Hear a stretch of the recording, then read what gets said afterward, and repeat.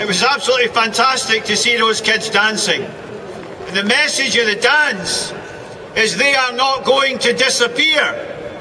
They are not going to disappear into the night and allow their homes and their farms and their country to be taken over by colonists from Europe or America or Dundee or wherever.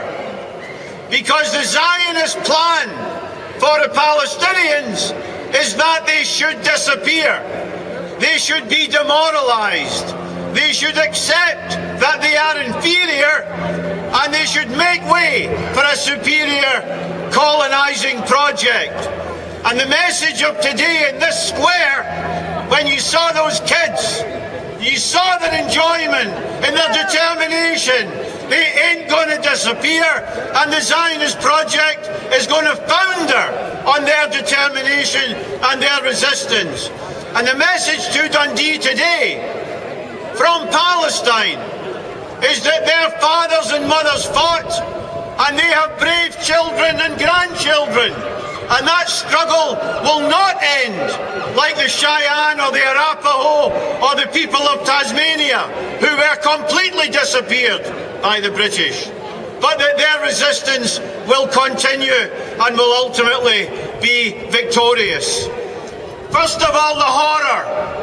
Every day we get bulletins of settlers protected by the Israeli army, killing Palestinians, wounding them, kidnapping them, pouring raw sewage from their filthy settlements on Palestinian farms. Diabolically creative. Jailing, kidnapping, torturing and killing. And it goes on under the radar. Why did a bunch of students a few weeks ago occupy the BBC in Glasgow? Because the BBC won't tell you what's happening. They will conceal the crime, or they will interpret the crime in such a way that the victim is guilty. So we have horror from Palestine, horror from the Israelis on the Palestinians, and complicity here. There's a wee game taking place in London these days. It's a Greek thing called the Olympics. Well, you may want to know that the Olympic Committee, in its majesty and in its wisdom, has declared, in a way that would have surprised my geography teacher at school, that Israel is now officially a part of Europe and Palestine is officially a part of Asia. Such is the power of this Olympic Committee to shift continents. But they've just making explicit what our government believes, what the EU believes, what NATO believes, that Israel is a part of Europe, colonising Asia, and to be supported politically, militarily and financially. And you know something? It's great to be in Dundee. Because 31 years ago, when it was difficult to argue that the Zionists were the murderers and the thieves, and the Palestinians were the victims, 31 years ago, Dundonians flew the Palestinian flag from this building behind me before the rest of the world was prepared to do so. And it is an honourable position to be ahead of the game. It's an honourable position to be there before everybody else catches up. But the news today is everybody else is catching up. The Scottish TUC voted unanimously again to support the students in their struggle against Israeli apartheid. They voted to support those people flying into Palestine who were jailed by Israel. They voted to support the people of Palestine in their struggle.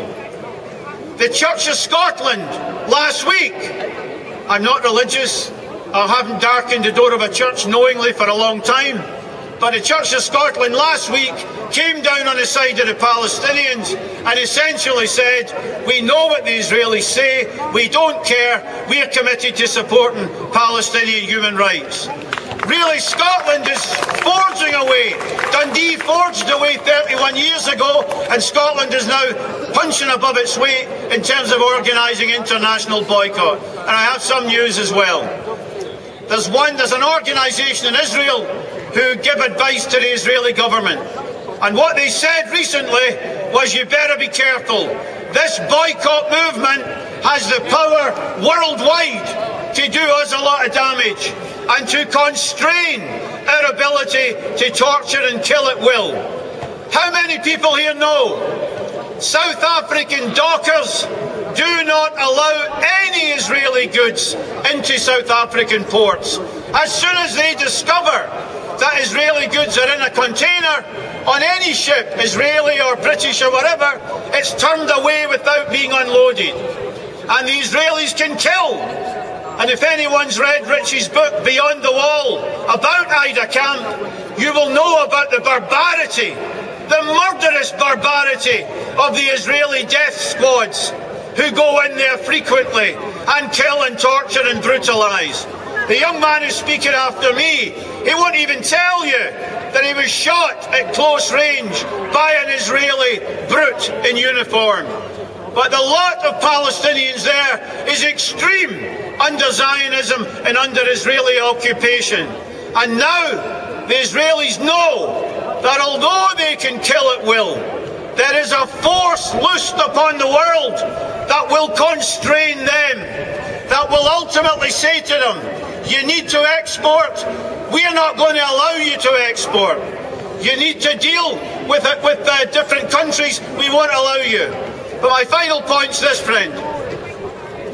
The complicity of the British government is deep and long-lasting and atrocious.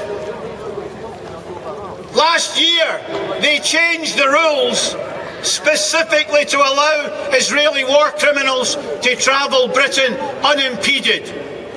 Some of our friends had got arrest warrants issued for some of those murderers. And you may not know it, but the cops were waiting at Heathrow for one particular war criminal. They had the handcuffs ready and they were waiting to arrest him before his plane took off. The British government changed the rules so that that cannot happen again. So the complicity's there.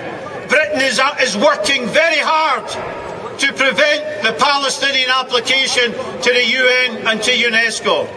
So ultimately, who can the Palestinians rely on? And the answer is only you and millions of people like you.